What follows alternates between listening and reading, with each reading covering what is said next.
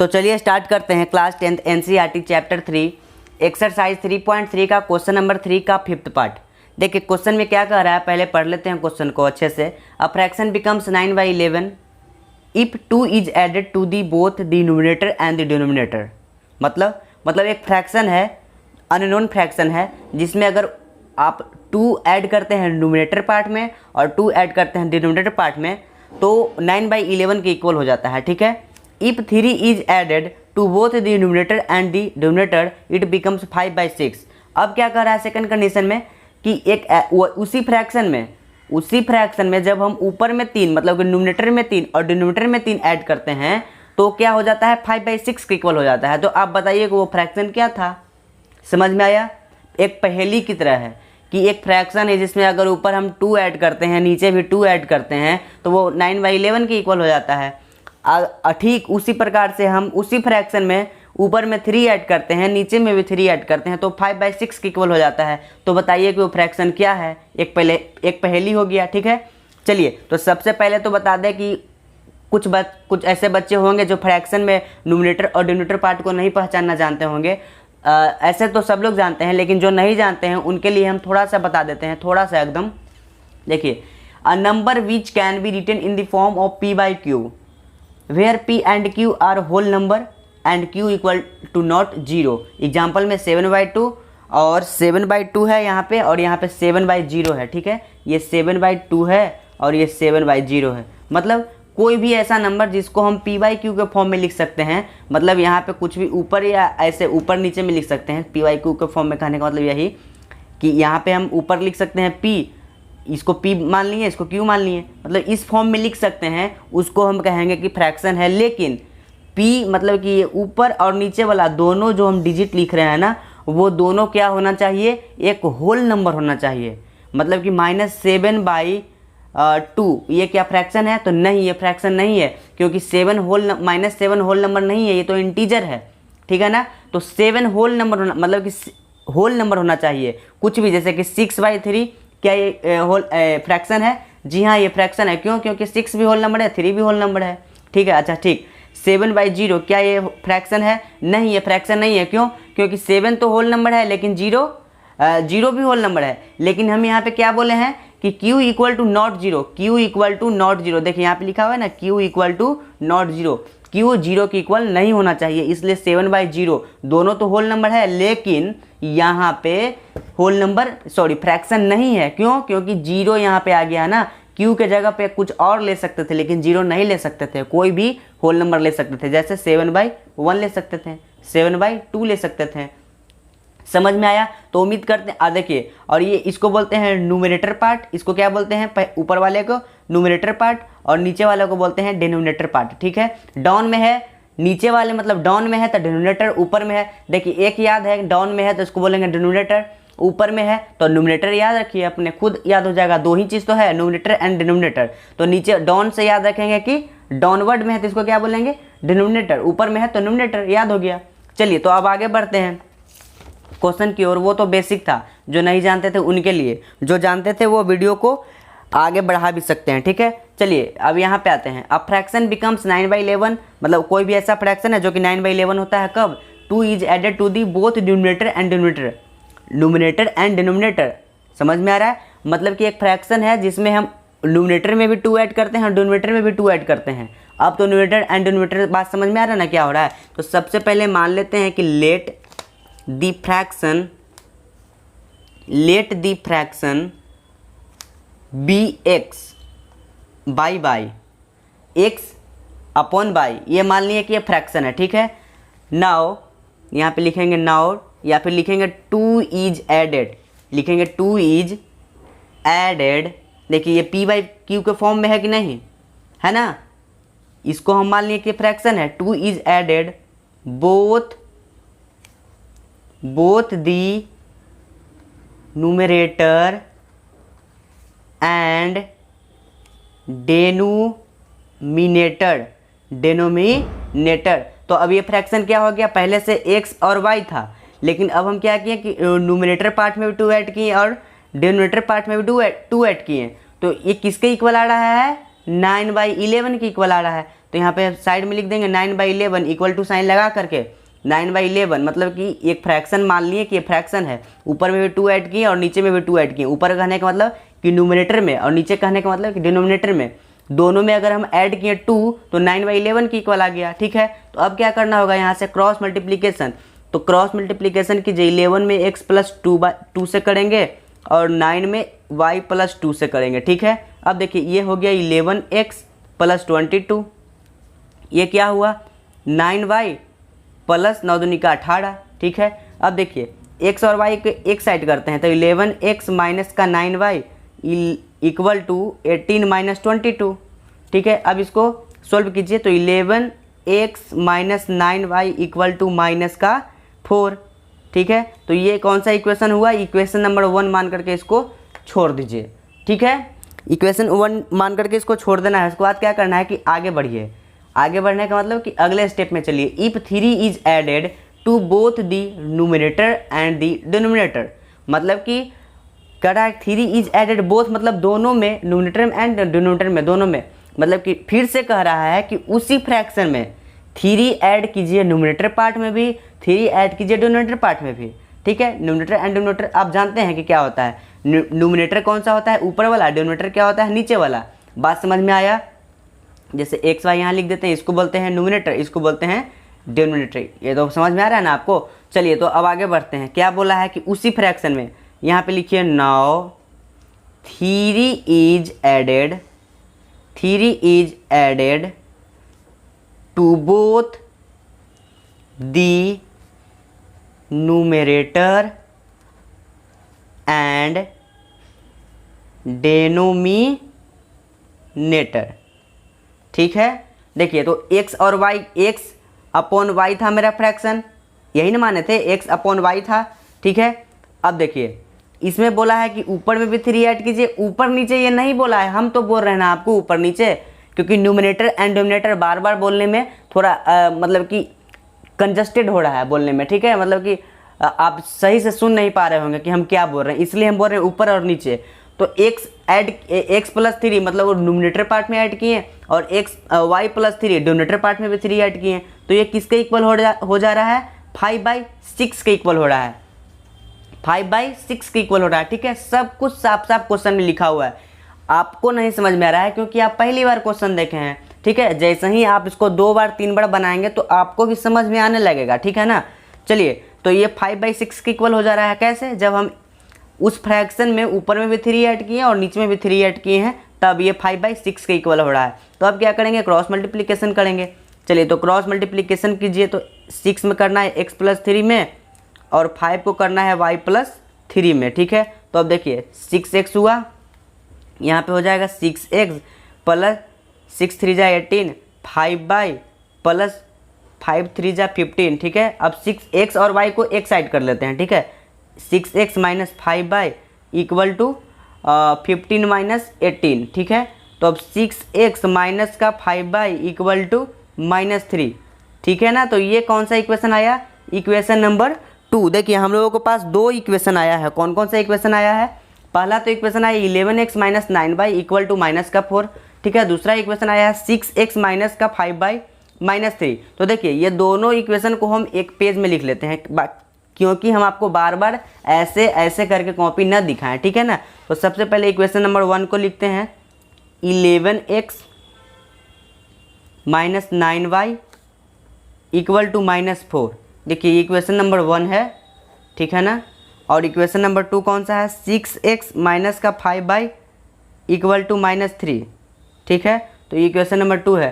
तो क्या आपको भी ऐसा लिखना है, कोई ज़रूरी नहीं है, ऐसा आपको लिखना नहीं है, कोई ज़रूरी नहीं है। चाहते हैं तो लिख सकते हैं, नहीं चाहते हैं तो नहीं लिख सकते हैं, ऐसा कोई भी ज़रूरी नहीं है। बस हम आपको कॉपी को बार बार इधर से उधर करके आपको न दिखाने के कारण यहाँ पे ऐसे लिख दिए हैं। ठीक है ना, ऐसे ऐसे करने में बहुत प्रॉब्लम हो रहा था, इसलिए यहाँ पे डायरेक्ट लिख दिए हैं। चलिए, तो अब क्या करना है कि हमको सब्स्टिट्यूशन मेथड से इसको सोल्व करना है। ठीक है, x और y का वैल्यू हमको सब्स्टिट्यूशन मेथड से सोल्व करना है। x और y का वैल्यू निकाल पाएंगे तब तो हम फ्रैक्शन बता पाएंगे ना। चलिए, तो सबसे पहले हम लोगों को किसी भी एक इक्वेशन को सिलेक्ट करना है।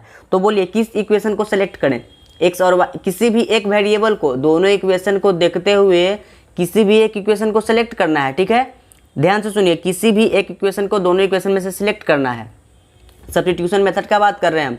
सब्स्टिट्यूशन मेथड में यही नियम होता है, दो इक्वेशन हम लोगों को पास होता है तो किसी भी एक इक्वेशन को हम लोग सेलेक्ट करते हैं, जो भी हम लोगों को लगता है कि इजी है उसको सेलेक्ट करते हैं और उसमें से किसी एक वेरिएबल, दो वेरिएबल होता है तो किसी एक वेरिएबल का वैल्यू निकालते हैं।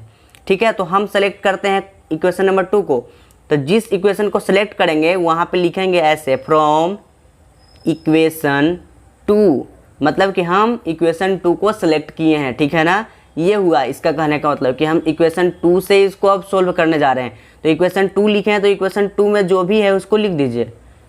तो हम लिख दिए आराम से, इसको यहाँ से कॉपी कर लिए। ठीक है, अब क्या करना है कि हम इसमें से किसी भी एक वेरिएबल का वैल्यू निकालेंगे। वेरिएबल कहने का मतलब कि x या तो y, तो हम x का ही निकाल लेते हैं। तो चलिए 6x को इधर ही रहने दीजिए और -3 और इसको उधर ले जाइए, तो प्लस का 5y हुआ। ठीक है ना। अब क्या करना है कि x को इधर ही रहने देंगे और -3 + 5y अपॉन 6। ठीक है ना, तो देखिए ये x का वैल्यू आ गया हमारे पास, तो इसको इक्वेशन नंबर 3 करके छोड़ देंगे।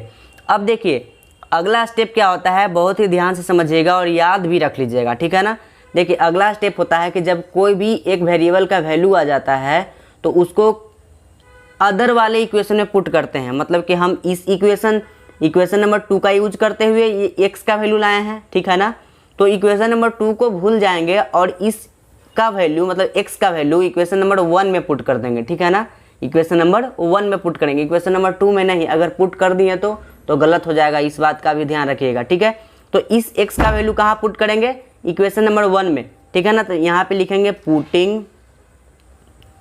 Putting the value of x in equation number 1, मतलब हम इक्वेशन नंबर में इस x का वैल्यू को पुट कर रहे हैं। तो सबसे पहले इक्वेशन नंबर 1 लिखे हैं तो इक्वेशन नंबर 1 को यहाँ पे कॉपी करेंगे। तो 11x माइनस का 9y इक्वल टू -4। ठीक है, चलिए तो x के जगह पे हम इसका वैल्यू पुट करेंगे, मतलब x का वैल्यू जो भी आया है उसको पुट करेंगे।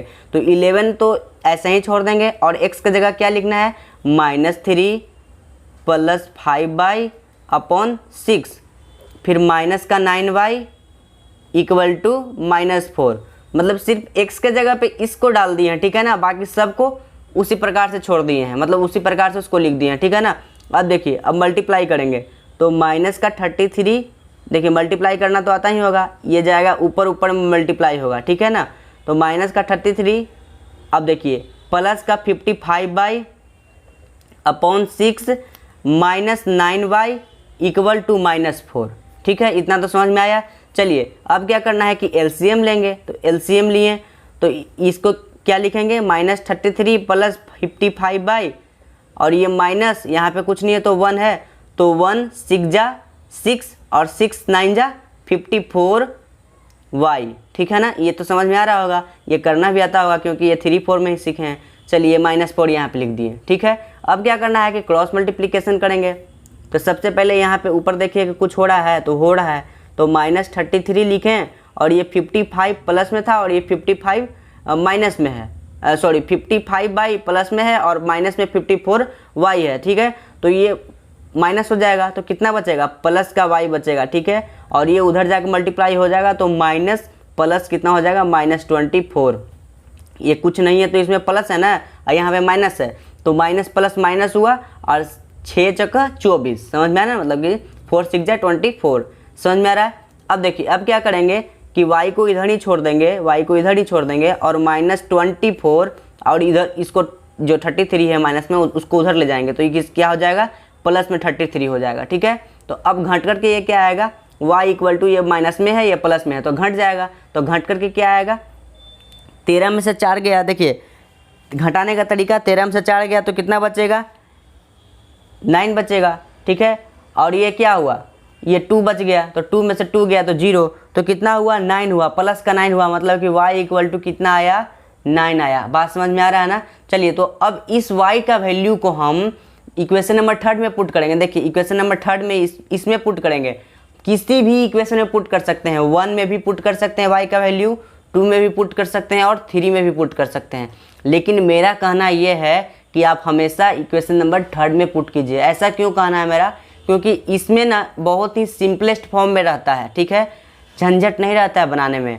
इधर झंझट हो जाएगा लेकिन यहाँ पे झंझट नहीं होता है, सब कुछ सिंपलेस्ट फॉर्म में रहता है, आपका तुरंत बन जाएगा। यहाँ पे जहाँ आपको लग सकता है 2 मिनट, यहाँ पे 10 सेकंड में लगेगा, ठीक है। तो हम हमेशा बोलेंगे क्वेश्चन नंबर 3 में ही पुट करना है। चलिए, तो अब कुछ बच्चे का ये कहना होगा कि यहाँ पे तो आप बोले थे कि इस x का वैल्यू को हमको इक्वेशन नंबर 1 में ही पुट करना है, क्योंकि इस x का वैल्यू हम इक्वेशन नंबर 2 का यूज करते हुए ले आए हैं, ठीक है। तो इक्वेशन नंबर 2 का यूज करके लाए हैं, तो इक्वेशन नंबर 1 में x का वैल्यू पुट किए, लेकिन ये y का वैल्यू जो आ रहा है तो हम इसको बोल रहे हैं कि आप किसी भी इक्वेशन में पुट कर दीजिए। ऐसा क्यों?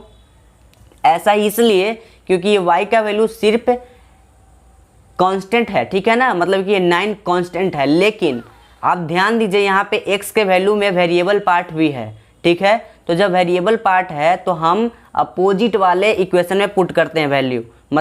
मतलब कि ये जो इक्वेशन नंबर 2 से हम यूज करके इस वैल्यू को लाए हैं, तो इक्वेशन नंबर 2 में ना पुट करके इक्वेशन नंबर 1 में पुट करेंगे। ये बात समझ में आया आपको? और यहाँ पे देखिए, यहाँ पे कोई भी वेरिएबल पार्ट नहीं है, बस ये कांस्टेंट है, ठीक है। इसलिए इसका वैल्यू, कांस्टेंट वाले वैल्यू को आप किसी भी इक्वेशन में पुट कर दीजिए, कोई भी दिक्कत नहीं है। तो हम क्या करने वाले हैं अभी कि putting the value of y in equation number 3, putting the value of y in equation number 3, ठीक है। देखिए, आपको छोटा से छोटा बात पूछने के लिए हम कमेंट बॉक्स को खाली रखते हैं, ठीक है। आप छोटा से छोटा बात भी पूछ सकते हैं, जहाँ तक हमको लगता है वहाँ तक हम खुद बताने का कोशिश करते हैं। लेकिन आपका क्या काम है कि जो भी आपको लगता है कि ये बात हम नहीं बताए हैं, तो आप उस बात को बताइए कमेंट में, ताकि वीडियो बनाते समय मेरे माइंड में उस बात को हम रख पाएँ कि आप क्या कहना चाह रहे थे, ठीक है। तो चलिए, इस इक्वेशन नंबर 3 में हम y का वैल्यू पुट कर रहे हैं।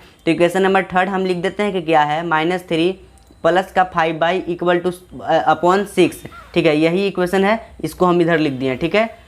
इसको लिखने के बाद क्या करना है कि ऐसे ही रख देना है और y के जगह पे जो भी वैल्यू है उसको छोड़ देना है, ठीक है ना।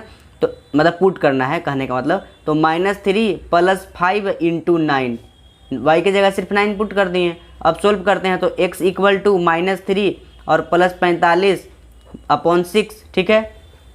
फिर से इसको, तो 45 में से 3 गया तो बचेगा 42/6, तो ये काट के कितना आएगा, 7, ठीक है ना। तो देखिए, हम लोग क्या किए थे, नाउ वी हैव फ्रैक्शन क्या है हम लोगों के पास, हम लोग क्या फ्रैक्शन को माने थे, x अपॉन y माने थे, यही माने थे ना फ्रैक्शन। यहाँ पे देखिए, हम लोग क्या माने थे, x अपॉन y माने थे फ्रैक्शन को, ठीक है। लेकिन हम लोग को x का वैल्यू भी आ गया और y का वैल्यू भी आ गया है, तो रियल फ्रैक्शन क्या हुआ, फ्रैक्शन हुआ अब क्या, देखिए x का वैल्यू हम लोगों के पास कितना आया, 7, और y का वैल्यू कितना आया हम लोगों के पास, 9। मतलब फ्रैक्शन क्या हुआ, 7/9। ये समझ में आया आपको?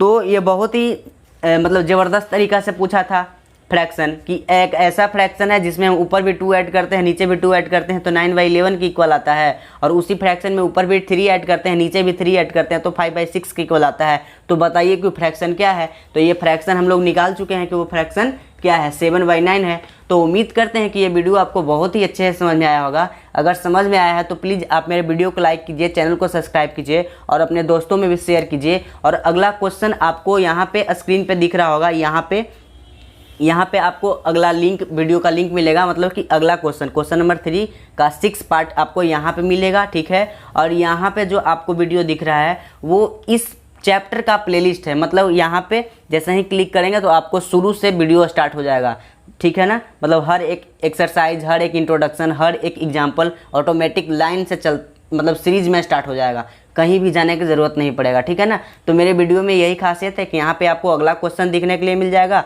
वीडियो के लास्ट में, और यहाँ पे आपको उस चैप्टर का प्लेलिस्ट मिल जाएगा।